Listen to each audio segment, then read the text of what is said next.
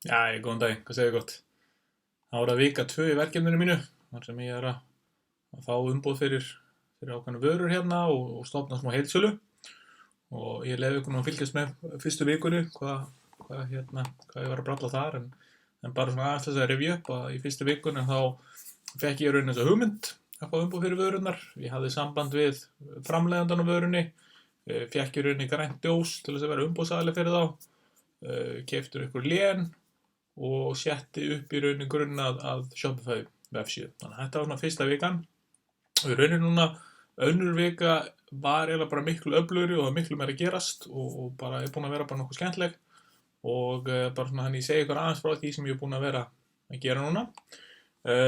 Og ég fór í það að ákveða nafnið á félaginu og það tengdi svolítið lénunum. Ég var með 2 nöfn í huga og eitthvað svona, þetta var svona smá maus að finna rétta nafnið út af því að ég vildi tryggja það að nafnið á einkahlutafélaginu væri laust og að lénið væri laust, þannig ég geta látið það spila saman. Þannig að mér finnst það skipta máli og þannig að þegar maður er að hugsa um nafn á fyrirtæki og þá er gott að hugsa um þetta. Náttúrulega nafnið á einkahlutafyrirtækinu og nafnið á fyrirtækinu sem maður notar síðan út á við þarf ekki endilega að vera sama en mér finnst það skemmtilega ef það sleppur og það gerði það í þetta skipti. Og ég var í rauninni bara mjög hissa á að þetta nafn skyldi vera laust, þannig að ég bara stökk á það. Nú, svo fór ég að stofna einkahlutafélag og eins og ég hef nefnt hérna áður en á frumkvöðla.is að þá er orðið tiltölu auðvelt að stofna einkahlutafélag í dag og í rauninni tekur bara örfáar mínútur að gera það inn á vefsíðunni skattur.is og þannig að það er búið að breytast töluvert mikið.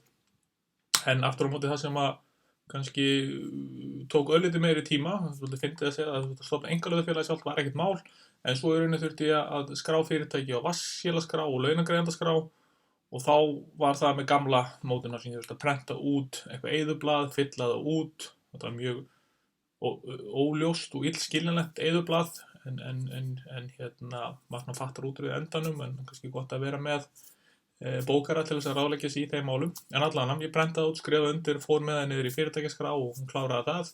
Svo fór ég í viðskiptabanka minn og stofnaði bankareikning fyrir félagið og lagði í rauninni inn hlutaféð sem að þarf að fylgja.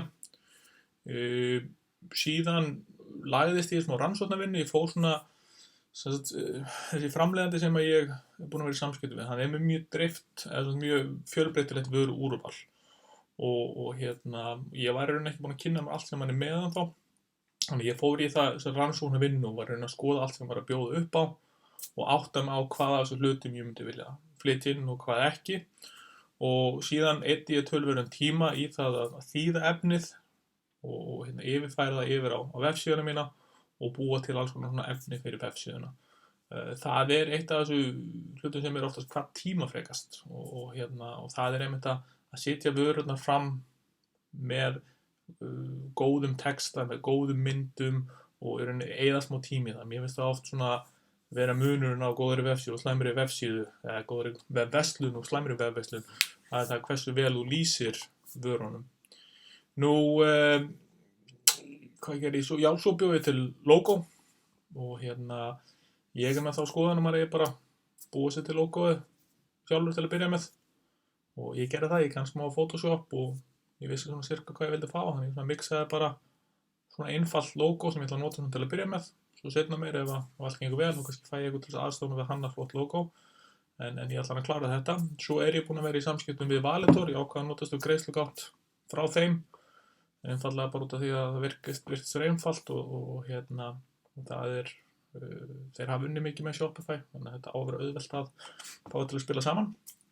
Og svo í rauninni er ég núna bara að undirbúa fyrstu pöntun. Ég í rauninni var að klára að senda inn þessar síðustu upplýsingar sem að framleiðandinn þurfti að halda frá mér. Ég þurfti að senda honum þetta vasknúmer og kennitölu og allt þetta sem ég bara tiltölulega nýlega búin að fá allt saman og ég er semst að bíða eftir að fá bara samninginn frá honum og klára að ganga frá því öllu og leið og það er komið þá get ég sett inn mína fyrstu pöntun og ég er svona að byrja að undirbúa það.